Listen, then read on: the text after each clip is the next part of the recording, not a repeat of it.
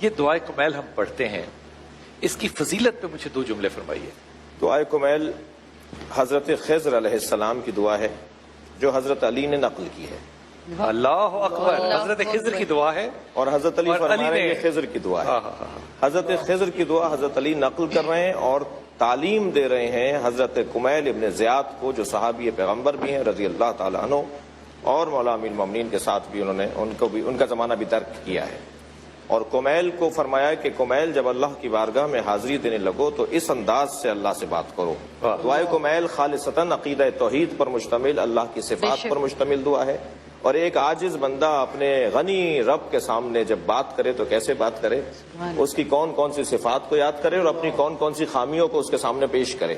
جب وہ اپنی خامیوں کو اللہ کی بارگاہ میں پیش کرتا ہے تو اللہ کی جو کمالات اور اس کی ذات کے جو کمالات، اس کی صفات کے جو کمالات ہیں وہ کیسے ایک بندے پہ ظاہر ہوں گے۔ ایک حسین بات ضرور سنیے، جب حضرت علی علیہ السلام منصب خلافت پر فائز ہوئے تو آپ نے جب پہلا خطبہ ارشاد فرمایا تو اس کے بعد لوگوں نے بیعت کی، اور بیعت کا سلسلہ بہت دیر جاری رہا۔ سعصع ابن سوحان رضی اللہ تعالیٰ عنہ جو حضرت نبی مکرم کے صحابی ہیں، وہ فرماتے ہیں میں نے ایک شخص کو مسجد نبوی میں داخل ہوتے ہوئے دیکھا، کیونکہ یہ واقعہ مدینہ کا ہے، کہ جسے ہم میں سے کوئی پہچان نہیں رہا تھا کون ہے، لیکن اس کی جلالت، اس کی ابوہت ایسی تھی کہ کوئی ولی سے کم نہیں ہے، کوئی کسی اولو العزم شخصیت سے کم نہیں ہے یہ، مگر اس پورے مجمع میں علی کے علاوہ کوئی اسے پہچان نہیں رہا تھا، اور علی میں اور اس میں کچھ مکالمہ ہوا، اور اس کے بعد وہ علی سے ملاقات کر کے مسجد سے باہر چلے گئے، اور جب وہ چلے گئے تو ہم میں سے چند لوگوں نے آپس میں کہا کہ اتنا تو جانو یہ کون تھا؟ تو حضرت نے فرمایا کہ یہ خضر تھے جو مجھ سے ملنے آئے تھے۔ سبحان اللہ، اللہ کے نبی خضر تھے۔ 4 نبی زندہ ہیں ابھی جنہیں طبعی طور پہ دنیا سے رخصتی نہیں ملی ہے، حضرت الیاس، حضرت ادریس، حضرت عیسیٰ، حضرت خضر۔ حضرت خضر کی یہ دعا ہے۔ حضرت خضر کے بارے میں فرمایا خضر تھے تو مالک اشتر نے اور حضرت عمار یاسر رضی اللہ تعالی عنہما نے فرمایا کہ علی کیا مکالمہ ہوا وہ ہمیں بتائیے۔ جی، تو حضرت نے چند لوگوں کا انتخاب کیا صحابہ کرام میں سے، اور ان چند لوگوں کو وہ مکالمہ جو ہوا وہ بیان کیا، وہ سن لیجئے ایک حسین بات۔ جی، حضرت فرماتے ہیں کہ خضر میرے پاس آئے اور مجھے کہا کہ آپ کو اللہ نے عدل الہی کے نفاذ کا موقع دیا ہے، میں اس خوشی کے موقع پہ مبارکباد کے لیے آیا ہوں۔ سبحان اللہ۔ تو حضرت نے فرمایا، حضرت علی نے حضرت خضر سے فرمایا کہ خضر خوشی کا موقع ہے تو ہدیہ کیا ہے؟ خوشی کے موقع پہ ہدیے دیے جاتے ہیں، آپ میرے لیے ہدیہ کیا لائیں؟ کا ایک حکیمانہ اور حکمت آمیز جملہ آپ کو ہدیہ کروں گا۔ حضرت خضر نے مجھ سے کہا کہ ما احسنو تواضع الاغنیاء علی الفقراء خشیۃ باللہ، کتنا اچھا ہے کہ صاحبان ثروت لوگ فقراء کے سامنے عاجزی اور انکساری کے ساتھ حاضر ہوں اور پیش ہوں، خشیۃ باللہ، اللہ سے ڈرتے ہوئے۔ سبحان اللہ۔ یہاں بات ختم نہیں، مولا نے فرمایا کہ خضر نے کہا علی آپ تو خود ابو الحکم ہیں، آپ مجھے اس خوشی کے موقع پہ کوئی جملہ کہیے۔ میں نے خضر کو ایک جملہ ہدیہ کیا۔ خضر کا جملہ یہ تھا کہ ما احسن تواضع الاغنیاء علی الفقراء خشیۃ باللہ، میں نے خضر کو یہ جملہ ہدیہ کیا کہ ما احسن تکبر الفقراء علی الاغنیاء ثقۃ باللہ، کتنا اچھا ہے کہ فقیر امیروں کے آگے اکڑ کر بات کریں اللہ پہ بھروسہ کرتے ہوئے۔ سبحان اللہ، سبحان اللہ، سبحان اللہ، سبحان اللہ، سبحان اللہ، وہ جو خودداری عطا کی سبحان ہے، اللہ، وہ جو خود اعتمادی عطا کی، سبحان اللہ، تو یہ ہستیوں کا اولیاء الہی، اور یہ بھی بات رہے ذہن میں کہ نبیوں میں سب سے پہلے نبی حضرت آدم، رسولوں میں سب سے پہلے رسول حضرت نوح، اماموں میں سب سے پہلے امام حضرت ابراہیم، اور ولیوں میں سب سے پہلے ولی خضر، اور سارے ولیوں کا سر سلسلہ علی بن ابی طالب کی ذات۔ سبحان اللہ، تو یہ ولیوں کا تعلق ہے، وہ جو قرآن مجید میں حضرت موسیٰ جبکہ بڑے نبی ہیں، صاحب شریعت ہیں، مگر حضرت خضر سے کہہ رہے ہیں مجھے شاگرد بنا لیں، جبکہ حضرت خضر قرآن کی آیات، جبکہ حضرت خضر جو ہے وہ حضرت موسیٰ کے برابر نبی نہیں ہے، مگر وہ ان کے استاد بن رہے ہیں، موسیٰ ان کے شاگرد بن رہے ہیں، اور وہ فرما رہے ہیں تم میں صبر نہیں ہے، تم میرے ساتھ نہیں چل سکو گے، اور آخر میں یہی ہوا کہ وہ 3 مرحلوں کے بعد حضرت موسیٰ کو حضرت خضر نے علیحدہ کر دیا۔ حضرت خضر صاحب ولایت ہیں، ایک بچے کو قتل کر رہے ہیں جرم سے پہلے،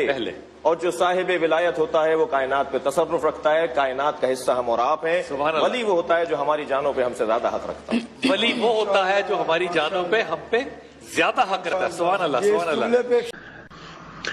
بسم اللہ الرحمن الرحیم اللهم إني أسألك برحمتك التي وسعت كل شيء وبقوتك التي قهرت بها كل شيء وخضع لها كل شيء وظل لها كل شيء وبجبروتك التي غلبت بها كل شيء وبعزتك التي لا يقوم لها شيء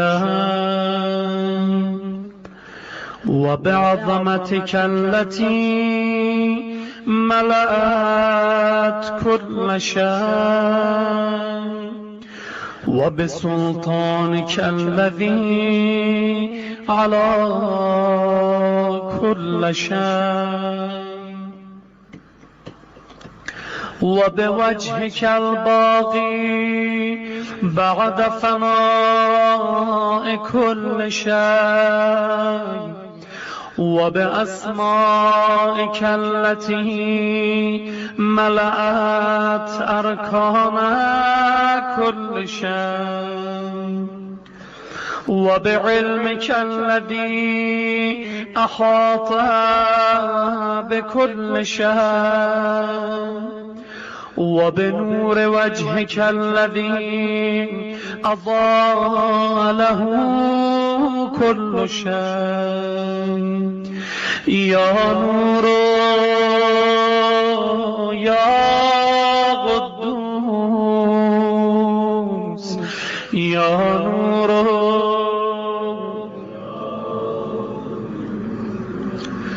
يا نور يا قدوس يا نور يا أول الأولين ويا آخر الآخرين اللهم اغفر لي الذنوب التي تهتك اللسان اللهم اغفر لي الذنوب التي تنزل المغام اللهم اغفر لي الذنوب التي تغير النعم اللهم اغفر لي الذنوب التي تحبس الدعاء اللهم اغفر لي الذنوب التي تنزل البلاء اللهم اغفر لي كل ذنب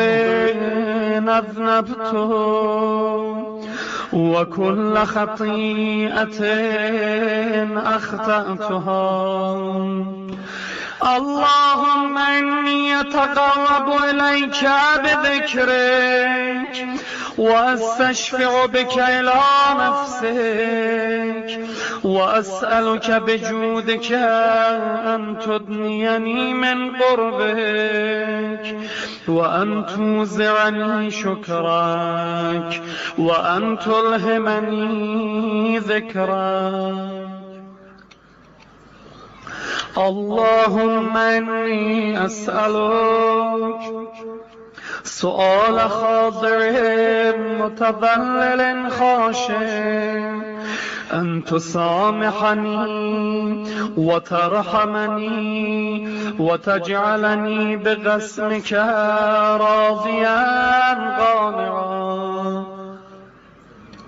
وفي جميع الأحوال متواضعا اللهم وأسألك سؤال من اشتدت فاقته وأنزل بك عند الشدائد حاجته وعظم فيما عندك رغبته. اللهم عظم سلطانك وعلى مكانك وخفي مكرك وظهر أمرك وغلب قهرك وجرت قدرتك، ولا يمكن الفرار من حكومتك. اللهم لا أجد لذنوبي غافرا ولا لقبائحي ساترا ولا لشيء من عملي القبيح بالحسنة مبدلا غيرك. لا إله إلا أنت سبحانك وبحمدك ظلمت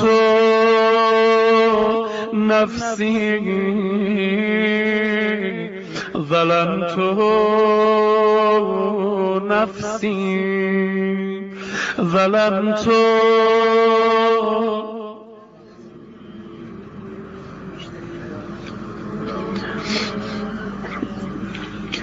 وتجرأت بجهلي وسكنت إلى قديم ذكرك ومنك علي. اللهم مولاي كم من قبيح سترت وكم من فادح من البلاء أغلت وكم من عثار وغيت وكم من مكروه دفعته وكم من ثناء جميل لست أهلا له نشرته. اللهم عظم بلائي